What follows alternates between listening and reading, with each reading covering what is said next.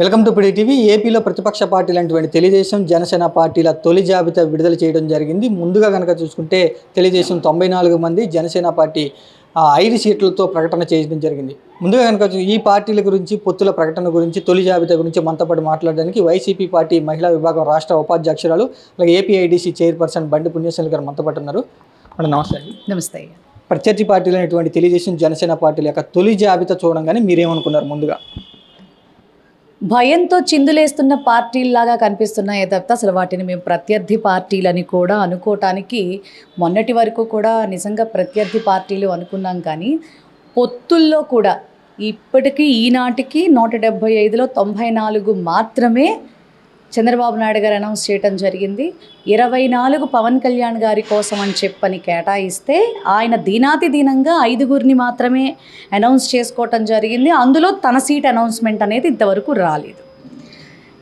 ఇప్పటి వరకు కూడా వీళ్ళు ప్రతిపక్షంగా జగన్మోహన్ రెడ్డి గారిని విమర్శించడానికే ఉన్నారు, విషం జిమ్ముతున్నారు, ప్రజలు ఏమన్నా పక్కదారి పడతారా అని ఎక్కడో 1% అనుమానం అనేది, చిన్న అనుమానం ఉన్నా అసలు ఈ పొత్తులలో భాగంగా వీళ్ళు అనౌన్స్ చేసుకున్నటువంటి ఈ నెంబర్స్ని చూడగానే మాకు ఇహ 200% విశ్వాసం అనేది మాకు వచ్చేసింది. ఎందుకంటే ఎంత దీనాతి దీనమైన పరిస్థితి. ఎందుకంటే చంద్రబాబు నాయుడే చెప్పాడు, 8 ఎలక్షన్స్ చూశాను, ఇంత కసరత్తు నేను ఏనాడు చెయ్యలేదు అని. నీకు సరైనోడు తగల్లేదు కాబట్టి ఆనాడు నీకు రాజశేఖర్ రెడ్డి గారు సమవుజ్జిగా నీతో పాటు ప్రయాణం చేసినటువంటి వ్యక్తిగా నువ్వు పెద్దగా నువ్వు లెక్క చేయనటువంటి పరిస్థితుల్లో అప్పటి రాజకీయం ఏదో నడిచింది.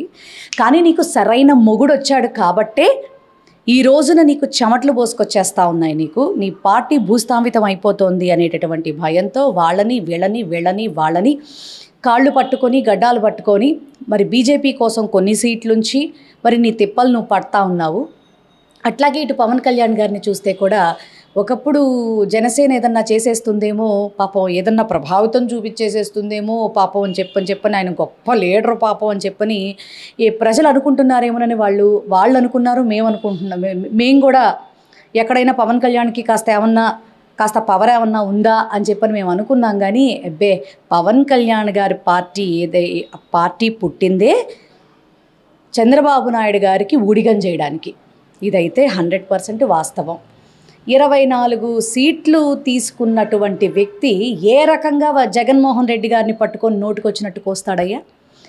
ఆయనే ఒప్పుకుంటున్నాడు కదా, నువ్వు ఒంటరి వాడివి, ఎక్కడ జగన్ మమ్మల్ని మట్టి గరిపిస్తున్నావు అని చెప్పని మంచినీళ్ళు తాగకుండా చేస్తున్నావు అని చెప్పని అతనే ఒప్పుకున్నాడు కదా.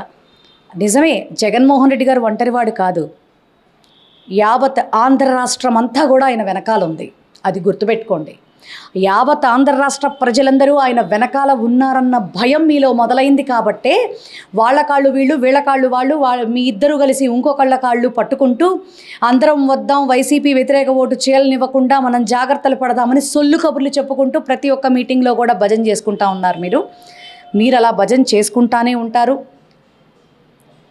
మేము నిలబడి మరి ఒకసారి గవర్నమెంట్ను స్థాపించి మా జగన్మోహన్ రెడ్డి గారిని ముఖ్యమంత్రి స్థానంలో మీకు చూపిస్తాం. ఇదే జరగబోయేది కూడా.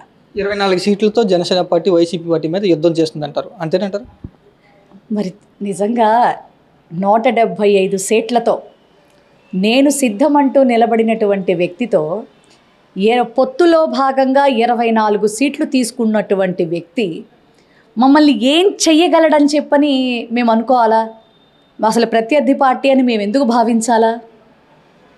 మాకు ఈరోజు ఒకప్పుడు వాళ్ళకి సమాధానం చెప్పాలి, ఘాటుగా చెప్పాలి, వాళ్ళు చేసే వ్యాఖ్యలకి వాళ్ళని తిట్టాలి, లేకపోతే వాళ్ళని కంట్రోల్ చేయాలి అనేటటువంటి నేపథ్యంలో మరి మేము మాట్లాడుతూ ఉండేవాళ్ళం. కానీ ఈనాడు నిజంగా జనసేన పార్టీని చూస్తుంటే, జనసేన అధ్యక్షుల వారిని చూస్తుంటే, జనసేన కార్యకర్తల్ని చూస్తుంటే జాలేస్తూ ఉంది. ఇచ్చినటువంటి 24లో కూడా 5 అనౌన్స్ చేయటం ఏంటయ్యా? ఇప్పటి వరకు 24 మంది కూడా రెడీగా లేరా? పైగా మళ్ళీ మొన్న బిల్డప్పు, చెక్కులు వెనక్కి పంపించేసేయండి, చెక్కులు ఇచ్చి సీట్లు అడుగుతున్నారు అని.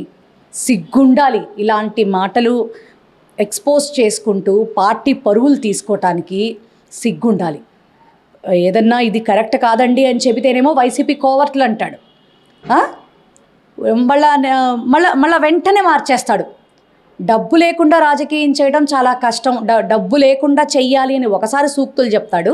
నిన్నగాక మొన్నే మళ్ళీ డబ్బు లేకుండా రాజకీయం చేయమని నేను చెప్పలేదు అంటాడు. మొన్నేమో వాలంటీర్లను పట్టేసుకునే అమ్మన బూతులు, వాళ్ళని అసలు వాళ్ళ సిస్టమే కరెక్ట్ కాదు, అసలు పంచాయతీరాజ్ ఉండగా వాలంటీర్ ఎందుకు రావాలి, ఆ వ్యవస్థ ఎందుకు ఉండాలని మాట్లాడిన వాడు అసలు వాలంటీర్లను నేను ఒక్క మాట లేదని మళ్ళీ మాట్లాడుతున్నాడు. చంద్రబాబు నాయుడు గారికి పవన్ కళ్యాణ్కి ఒక సమానమైన పోలిక ఏంటంటే ద్వంద్వనాలకల వైఖరి. ఈరోజు ఇక్కడ ఇది మాట్లాడితే రేపు అది మాట్లాడలేదని చెప్తారు. అదే same to same Janasena party అధినేత కూడా నిలకడ లేని, స్థిరత్వం లేని, స్వప్రయోజనాల కోసం ఆరాటపడే, పదవీదాహం కోసం తాపత్రయపడేటటువంటి వీళ్ళిద్దరిని ఆంధ్ర రాష్ట్ర ప్రజలు చచ్చిన దగ్గరకు కూడా రానివ్వరు. ఖచ్చితంగా వైనాట్ 175 అనేది రిపీట్ అవ్వటం మాత్రం ఖచ్చితంగా ఖాయం. ఇప్పటి వరకు కూడా జనసేన పార్టీ వాళ్ళు 50 సీట్లు లేదా 60 సీట్లు అంటూ కూడా ప్రచారం అయితే చేసుకున్నారు. పవన్ కళ్యాణ్ కూడా ఏ మాత్రం గౌరవం తగ్గించను జనసేన పార్టీ అంటూ చెప్పుకున్నారు. ఇప్పుడు 24 సీట్లతో ఏం సమాధానం చెప్తారు ఆయన ఏం సమాధానం చెప్తారో వాళ్ళ పార్టీ కార్యకర్తలకి, వాళ్ళ పార్టీ నేతలకి ఆయనే చూసుకోవాలి. మనం ఏం చెప్తాం? వాళ్ళ పట్ల నాకు జాలేస్తూ ఉంది. ఆ జాలి చూపించగలం తప్ప, అయ్యో ఒక పార్టీ 12 ఏళ్ళు దాటిపోతోంది పార్టీ పెట్టి, ఆ పార్టీ నాయకుడు ఇంత దిగజారిపోయిన తరంగా ప్రవర్తిస్తాడా?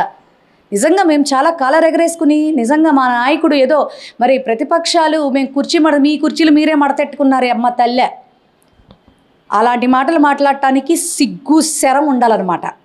నిజంగా ఆడవాళ్ళు అయ్యుండి కొంతమంది ఉన్నారులే, ఆ క్యాండిడేట్ల పేర్లు చెప్పడం కూడా నాకు అసహ్యం. నాకు ఒకతేమో యూఎస్ఏలో కూర్చుని అక్కడెక్కడో స్టేట్స్లో కూర్చొని సొల్లు వాగుడు వాగుతూ ఉంటుంది ఒకటి, ఇంటి పేరు కులం పేరు కూడా చెప్పుకోవటం చేతకాంది ఒకతేమో ఇక్కడ అదే సామాజిక వర్గానికి సంబంధించింది సొల్లు కబుర్లు మంచి మర్యాద లేకుండా ఇక్కడ ఒకటి మాట్లాడుతూ ఉంటుంది. అట్లాంటి వాటి గురించి అసలు వాటి పేర్లు ఎత్తడం కూడా అనవసరం. కానీ సిగ్గు శరం మీ పార్టీకి ఉండాలి.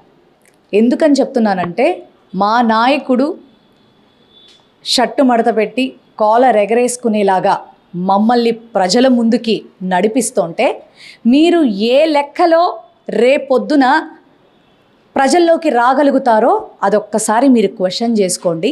ఇప్పటి వరకు సీట్లు ఖరారు కాక ఒక ఇబ్బందుల్లో పాపం ఇప్పటిదాకా మీ పార్టీల గతులుంటే, ఇప్పుడు 94-24 అనౌన్స్ చేసుకుంటే, వాటిల్లో కూడా మరి ఒక 68 దాకా క్యాండిడేట్స్ని మరి చంద్రబాబు నాయుడు గారు అనౌన్స్ చేసుకున్నాడు. ఒక 5గురిని మాత్రమే ఈ పవన్ కళ్యాణ్ గారు కూడా అనౌన్స్ చేసుకోవడం జరిగింది. ఇక కోడ్ వచ్చేసి క్యాంపెయినింగ్లు స్టార్ట్ అయ్యే టైంకి కూడా మీరు అనౌన్స్మెంట్లు చేసుకుంటూనే ఉంటారు. ఈ లోపల మా క్యాండిడేట్సు యావత్ ఆంధ్ర రాష్ట్ర ప్రజల గుండెల్లో సుస్థిర స్థానాన్ని సంపాదించేసుకుంటారు. గెలుపు వరించి ఖచ్చితంగా వైనాట్ 175 అనేది మరలా రిపీట్ అవుతుంది. ఎందుకంటే మీరే చూసుకోండి, 67, 151, ఇప్పుడు 175. ఇది ఖచ్చితంగా జరగబోయేటటువంటి ఒక గొప్ప అద్భుతం. ఇది చూడటానికి ప్రతిపక్షాలుగా మీరు సిద్ధంగా ఉండాలి. ఇప్పుడు ఆ పార్టీ యొక్క స్పోర్ట్స్ పర్సన్ యొక్క పరిస్థితి ఏ విధంగా ఉంటుంది ఈ లిస్ట్ చూసిన తర్వాత? అదే కదా మరి, ఆవిడ తెల్లారు లేస్తే దళితుల గురించి, దళిత నేతల గురించి, అంబేద్కర్ గారి గురించి, మరి ఏ పార్టీ అయినా ఎస్సీలు అది ఇది అని పాపం మాట్లాడుతూ ఉంటుంది మహాతల్లి. మరి ఈ రోజున మరి డబ్బు ముఖ్యం కాదు, మా నాయకుడు గొప్ప ప్యాకేజీ స్టార్ అంటే ఊరుకోము, ఒక్కొక్కడిని అలా కొడతాము ఇలా కొడతాము అని వాళ్ళ నాయకుడిలాగా మాట్లాడుతూ ఉంటుంది కదా. మరి ఈ రోజున నీ దగ్గర డబ్బున్నా లేకపోయినా పెద్ద లెక్కే ఉందమ్మా, ఇల్లు అడగకపోయావా? పెద్ద అడగచ్చు కదా. మీ నాయకుడు కూడా మొన్నటి వరకు డబ్బుతో పని ఉందన్నాడు, మరి ఇవాళ మరి డబ్బుతోనే అన్నీ అవుతాయని చెప్పని మరి చెప్తున్నాడు కదా. మరి ఏ స్టాండ్ తీసుకొని మరి మాట్లాడతారో మీరే ఆలోచించుకోవాలా. ఇప్పుడు నుంచున్నటువంటి 24 సీట్లు మేము గెలుస్తామని వాళ్ళంటే కనుక మీ సమాధానం ఏంటి? కలలు అందరూ కంటా ఉంటారు అబ్బాయి, అవి నిజం అవ్వాలిగా. నిజం అయ్యేది, నిజం చెయ్యగలిగింది ఒక వైఎస్ జగన్మోహన్ రెడ్డి గారు మాత్రమే. మేము ఈరోజు వాళ్ళు ఇంకా పొత్తుల్లో భాగంగా సీట్ల కోసం కొట్టుకుంటున్నారు, ఇప్పటికే కొట్టుకుంటున్నారు. ఇంత మటుకు ప్రజల్లోకి ఎవరు వెళ్ళింది లేదు, పెట్టింది లేదు. మేము చాలా ధైర్యంగా ప్రతి గుమ్మల్లోకి వెళ్తున్నాం. జగన్మోహన్ రెడ్డి గారు ఆ రీతిగా మరి క్యాండిడేట్స్ని బలోపేతం చేసి నడిపిస్తున్నారు. ప్రతి ఒక్క కాన్స్టిట్యున్సీలో కూడా ప్రతి ఒక్క క్యాండిడేటు కూడా కాలర్ ఎగరేసుకుంటూ మరి మా ప్రభుత్వం ద్వారా మీకు ఈ మంచి జరిగిందమ్మా, మీకు ఇల్లు వచ్చిందమ్మా, మీకు పెన్షన్ వచ్చిందమ్మా, మీకు చేయూత వచ్చిందమ్మా, మీకు చేదోడు వచ్చిందమ్మా, మీకు అమ్మఒడి పడుతోందమ్మా, ఈ విధంగా అసలు వెళ్తూ ఉంటే నిజమండి, ఏ ప్రభుత్వం కూడా మాకు ఇలా చేయలేదు. మమ్మల్ని ఆదుకుంది జగన్మోహన్ రెడ్డి గారే. కరోనా కష్టకాలంలో వీళ్ళు ఏమైపోయారండి. మేము తిన్న విశ్వాసం మాకుందండి. ఖచ్చితంగా ఓట్లు ఎప్పుడు వస్తాయా అని మేము కూడా ఎదురు చూస్తున్నాం. మా ఓటు జగన్మోహన్ రెడ్డి గారికి. ఆయన ఉంటేనే ఈ వ్యవస్థ బాగుంటుంది, ఈ ప్రభుత్వం బాగుంటుంది, మా భవిష్యత్తు బాగుంటుందని ప్రజలే చెప్తా ఉన్నారు.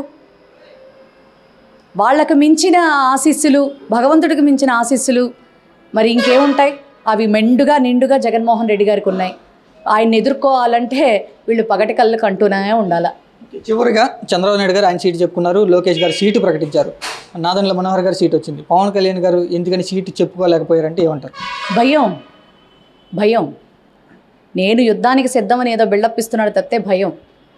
ఎందుకంటే తెలుగుదేశం పార్టీ వాళ్ళే అక్కడ ఉన్న అసలు మేమేం చేయక్కర్లేదు, ఆయన్ని టీడీపీ వాళ్ళే చేసేస్తారు ఆయన్ని. పోయినసారి ఓడిపోయింది కూడా టీడీపీ వాళ్ళ వల్లే కదా, వైఎస్ఆర్సీపీ వల్ల ఏం కాదు కదా. అది ఆయన తెలుసుకోవాలి.